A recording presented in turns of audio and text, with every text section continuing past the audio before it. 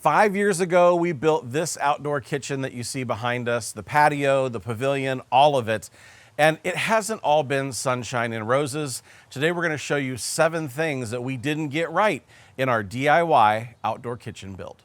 I'm David Gafford, and here at the Barbecue Lab, we test over 100 different outdoor cooking and outdoor living products to help you make the most of your backyard budget. Mel is behind the camera today, and we're in the kitchen that kicked off the Barbecue Lab. If you're new here, during the 2020 lockdown, Melissa and I rented a skid steer, demoed our existing patio, and built this new paver patio, pavilion, and outdoor kitchen with the help of numerous family and friends. It only took us 11 and a half months, but we've loved having this space. It turns out we didn't do everything right, and today we are going to show you the 7 things that we wish we had done differently. So let's get started. The first thing we didn't get right is really easy for us, and it's the stone facade that we put on this outdoor kitchen. If you look down here, you can see that there are all kinds of pieces that have fallen off this outdoor kitchen, even though we spent days trying to get it right. We have pieces that are falling off on the regular, and we're pretty sure it came back to using pretty poor mortar.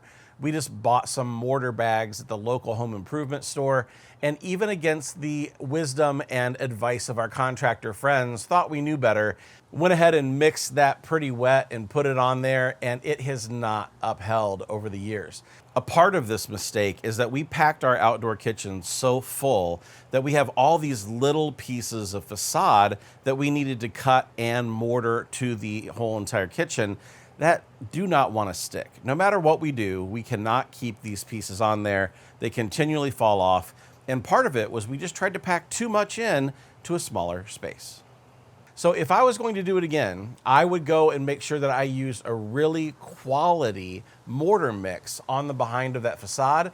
But even more than that, I probably wouldn't even put a facade on it. I would do something that was a lot easier, because this has been a massive headache. Problem number 2 is the rodent problem. We built this outdoor kitchen so that there's a little bit of a gap underneath each one of the counters, and that is enough for mice and little rodents to be able to get in. That's not a huge problem if they just live under the countertop, but it is a huge problem when you haven't built in enclosed storage drawers. We put 4 open drawers underneath the power burner, thinking that that would be like our silverware drawers, for example. We thought we'd keep all kinds of probes, instant reads, thermometers, all of the above in these drawers. But we learned year 1 that that was not going to work out, because the chipmunks and the mice were going to own those spaces. I don't know if I have a picture of it anymore, but the first winter after we built this outdoor kitchen, we went and opened up the top drawer in the spring, and it was full of acorns. The second drawer, full of mouse poop and mice that were still living there. So we haven't even used these drawers in the last 4 years in the outdoor kitchen, because nature has reclaimed that space. If I was going to do it all again, I would only put in enclosed drawers and enclosed storage for anything that I wanted to leave out here all year long. Mistake number 3 is one that plagues us every time we cook in this outdoor kitchen, and that is we didn't leave enough counter space. Over on this side of the kitchen over here, we left a plenty of counter space when we thought about doing recipes and having a single counter that we could be able to talk to the camera. What we didn't think through was all of this other space. Over here we have Le Griddle, which is the 30-inch Le Griddle. We have a power or pro burner in the middle, and we have a 36-inch gas grill. In between those 3 pieces, we put barely 6 inches of space, which is definitely not enough to put a tray of food. So no matter what of those 3 appliances you're cooking on, there's never enough space to put anything.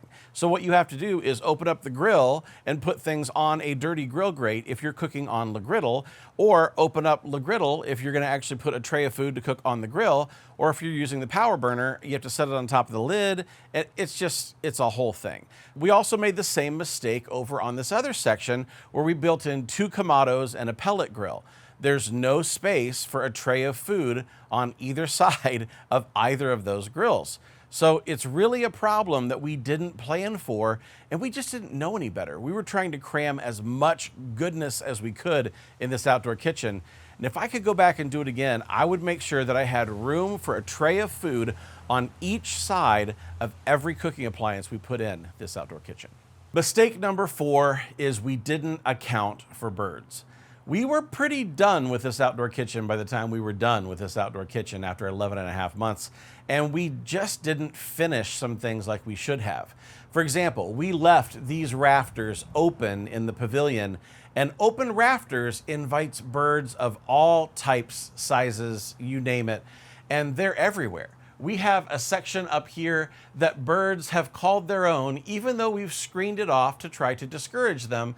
They come back every year, they poop on everything, and they're just an incredible mess.